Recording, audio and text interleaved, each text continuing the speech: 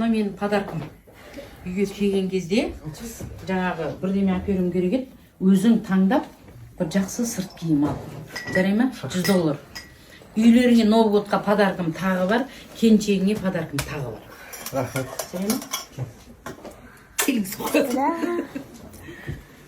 Сонда төс деген осындай ма сонда? Сізге ма сонда? Төспен бірге. Сізге ма? Берейін ба? Жоқ, өзіңе оған неге бересің? Оны неге бересің? Оны бар өзінің. Оған жеке. Так что сөйлеме маған.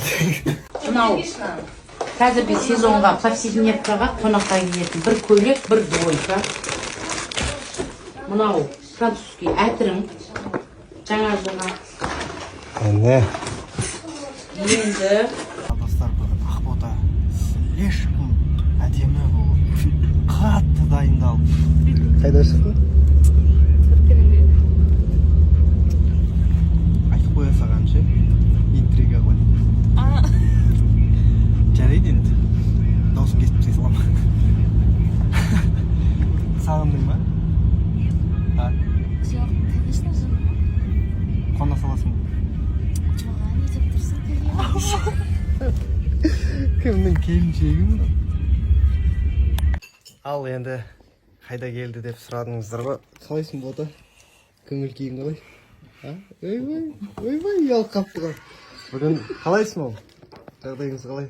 Міне бүгін төс қойып отыр менің алдыма. Қалай саға? Жағдайыңыз қалай? Жібек, мен балдызым любимый. Саламатсыз ба? Ас болсын.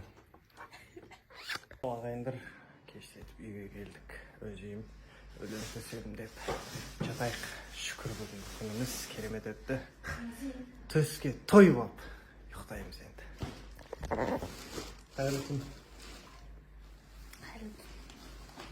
Шіркін-ай, бодыр болып тұрсың ғой я? Қайырлы түн.